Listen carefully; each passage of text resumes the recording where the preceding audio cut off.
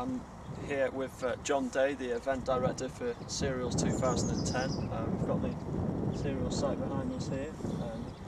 John, tell me then, how much have you invested in setting up the park and ride scheme? We are investing over £100,000 to alleviate the traffic congestion that we've had in the past for this year's Cereals event. Right. We've also employed a traffic consultant and a bus operator that are used to operating park and ride. I see, so quite a big operation you've got going on here then. So how many buses will be actually operating at peak times? Yeah, there's been a frequently asked question, but really the answer to that is more the number of seats, the frequency of the buses and the distance to site. And what we know from our visitor traffic in the past has been that we have all our visitors arrive over a three and a half hour period. Right.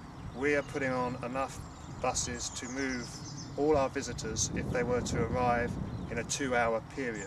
I see. So we're putting on a lot more buses so that we can move all our visitors in a 2-hour period should we need to. Should you need to, great, I see. And are you confident that you can cope with the morning rush? Yes, I mean, as you've seen from the journeys we've done this morning, you can get to site under 20 minutes from all of the park and ride sites. We know when the peak sort of commuter traffic is. We're putting on more buses than we've been advised that we need to. Right. But the key thing that we want to achieve is to have the buses waiting and not the visitors queuing. I see. And how long will visitors wait for the bus at the It'll maximum be, time? yeah, I think if they arrive at peak time in the morning, they'll be waiting around 5 minutes. Out of peak, it'll be around 20 minutes. I see, great. And on the day itself, how are you going to monitor the buses, and if need be, will there be extra buses laid on? Yeah, we have a traffic manager who's responsible for the whole park and ride scene and the traffic management, the whole traffic management plan.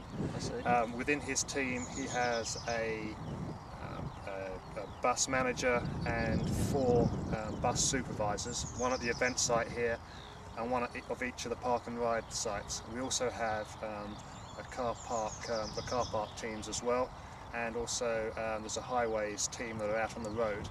All of them have radio and mobile phone communications with the traffic manager, and so we'll know what's happening at each of the park and ride sites, and we will be able to respond to any situational peak demand if it arises.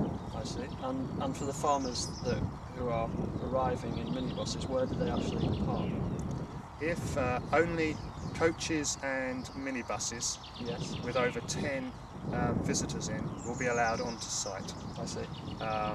Anybody who arrives in a car will be turned away. When we took the site, we didn't take land to allow for any visitor parking on site. Right. So all visitors must use the park and ride site. Otherwise, if you turn up on site, you're just going to get turned around away and pointed to a park and ride site. I see, okay. And on the day itself, can farmers actually return to their vehicles on the park and ride site? Yes, the park and ride service runs all day from 6:30 in the morning through to the last bus running at 7:30 at night. I see. And will there be toilets or any other facilities on the park and ride Each sites? of the park and ride site has toilet facilities. I see, great. Okay, so there we are. It's going to be a huge operation on the day, and there's a lot of planning that's gone into it. So June the 9th and 10th, Cereals 2010. It will be a great event. Thank you. Thank you.